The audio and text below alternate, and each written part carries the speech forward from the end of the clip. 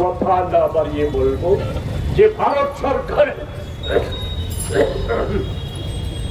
এই ভয়াবহ আক্রমণের পরেও এই নির্বিচারে শিশু হত্যা, স্কুলের ছাত্র ছাত্রী হত্যা, এর পরেও ভারতের সাথে ইরানের দীর্ঘদিনের বন্ধুত্বের সম্পর্ক এবং বাণিজ্য চুক্তি বজায় আছে। এখনো কিছুদিন আগে 7 মাস আগে ইরানের গুরুত্বপূর্ণ সমুদ্র বন্দর, যেই বন্দরে ওই ট্রাম্পের দৃষ্টি নিবদ্ধ আছে, যেখান থেকে শুধু ইরান নয়, ওই সমস্ত দক্ষিণ পূর্ব এশিয়া এবং মধ্যপ্রাচ্যে ভারতের ব্যবসা বাণিজ্যের পথ অনেকটাই সুগম হবে। মোদিজি সেই চুক্তি করে। আজকে এটাও মোদিজির কাছে বড় কথা নয়, বড় কথা হচ্ছে আমেরিকার দাবিদারি করা। আজকে ওই ইরানের গুরুত্বপূর্ণ যে পথ, জলপথ, সেই জলপথ বন্ধ হয়ে যাওয়ার ফলে আজকের দিনে আমাদের দেশে পেট্রোলের দাম বেড়ে গেছে।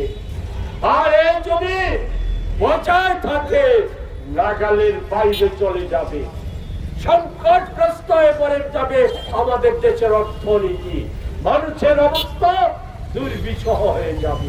সেই জায়গায় দাঁড়িয়ে এখন পর্যন্ত ভারত সরকারের ভাষ্য একেবারেই দুর্বল। অতীতে সরকার, এমনকি অটল বিহারী বাজপেয়ীও এত দুর্বল ভাষ্য দেয়নি। আমি শ্রীমতী গান্ধী, পণ্ডিত নেহেরু, ওই রাজীব গান্ধী, আমাদের ডক্টর মনমোহন সিং, ওনাদের কথা বলতে চাই না। আমি তাদের দলেরই অটলজির ভাষ্য এতটা দুর্বল ছিল না। এর পেছনে দুটো কারণ আমরা জানি। একটা হচ্ছে অ্যাকশন ফাইল, যে অ্যাকশন ফাইলে যুক্ত আছে ওই ট্রাম্প সাহেব, এবং সন্দেহ অ্যাকশন ফাইল থেকে এখন পর্যন্ত যা কিছু বেরিয়েছে তাতে সন্দেহ মোদি জড়িত থাকা বিষয়টা, মোদির মন্ত্রিসভার সদস্য জড়িয়ে থাকার বিষয়টা। আর তার সাথে আছে আপনার আদানির মামলা। ওই আমেরিকার আদালতে আদানির মামলা।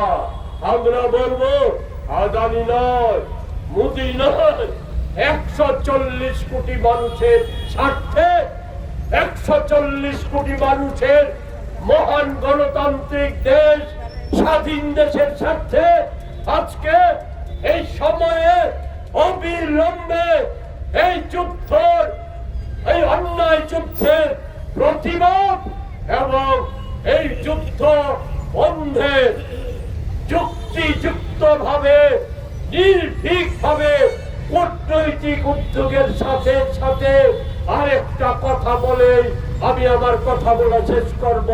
সেই কথাটা হচ্ছে এই আমাদের দেশে একে কেন্দ্র করে অস্থিরতা সৃষ্টির চেষ্টা হতে পারে, আমাদের রাজ্যেও সেই চেষ্টা হতে পারে।